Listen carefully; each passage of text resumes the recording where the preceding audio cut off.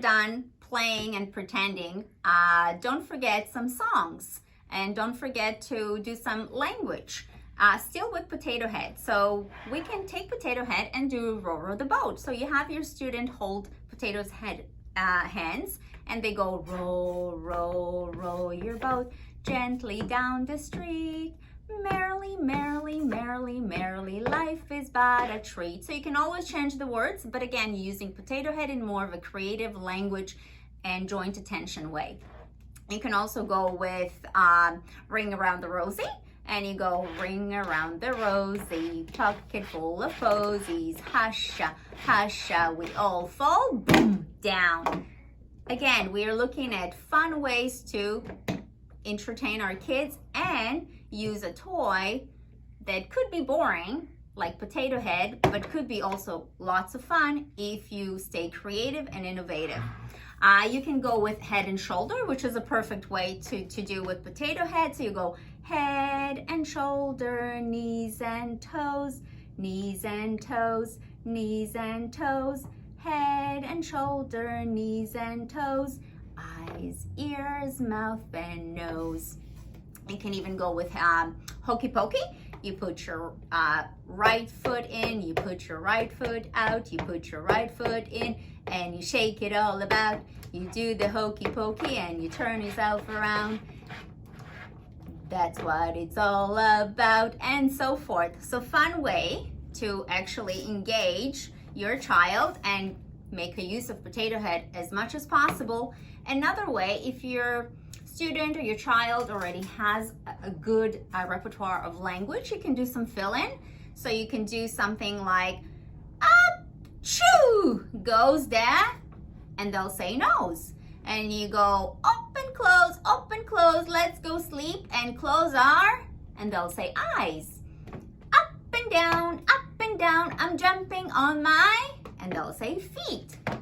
And you can say, you can maybe even pretend that they're clapping.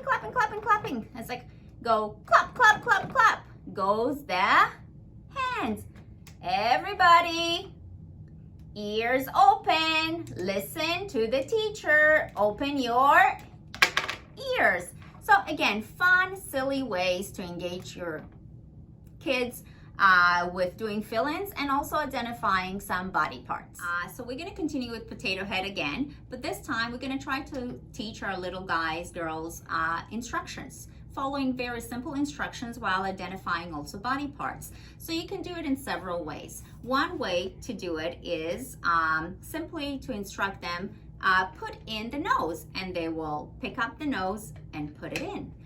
Another way to do it is find the one that you listen with, and they will pick up the ears and put it in. So you're actually incorporating not only identifying body parts, but you also incorporating functions. Let's find the mouth, and they will take the mouth and put it in. Do you see the body parts that goes open, close when you go to sleep? And they will find the eyes. This one is for walking, and they're gonna look and they're gonna say, oh, there it is, the boots or the feet, like some of our kids will say. Put in the arms, and they will take the arms and put it in.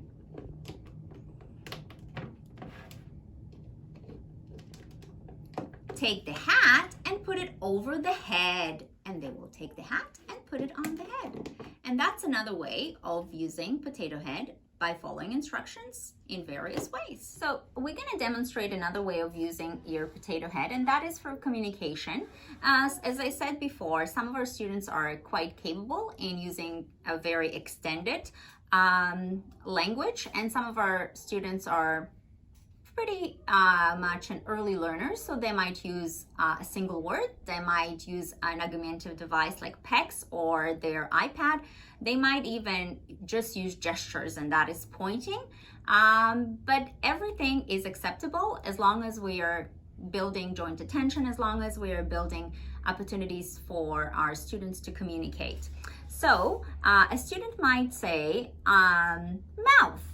and you'll look, and if the missing part or what they need is mouth, you're gonna hand them a mouth and they're gonna put it in.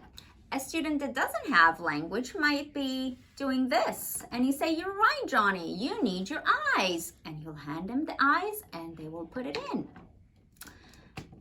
Another student might say, I want the nose, and you'll hand them the nose and they will put it in. Some student might use their iPad, and the iPad will actually speak for them and will say, I want ears, or it might say just ears or give ears, and you will hand them the parts and they will put it in. And this is a little bit about how we encourage communication. So to conclude our segment about potato head, we also included in our channel this worksheet. You're more than welcome to print it and have your students, your children at home color it. And you can utilize some language. Again, they can request for markers, for crayons. You might even use dubbers, whichever way is easier. So you will color it. Once you've colored it, you can cut it. Once you've cut it, you can actually use glue, or if you chose to use Velcro, that's fine too, if you planning to use it many times. And so once we've done actually completing your entire potato head, you're more than welcome to, again, use it many times, or you can just enjoy playing with it. And that concludes our segment about potato head. We will welcome any feedback, and hopefully we can, again, add the resources that are necessary for parents moving forward. So have yourself a great day, and please don't forget to subscribe. And the ones that are subscribed it, and the ones that are viewing us, and the ones that are occasionally passing by, we welcome all of you. Have a great day.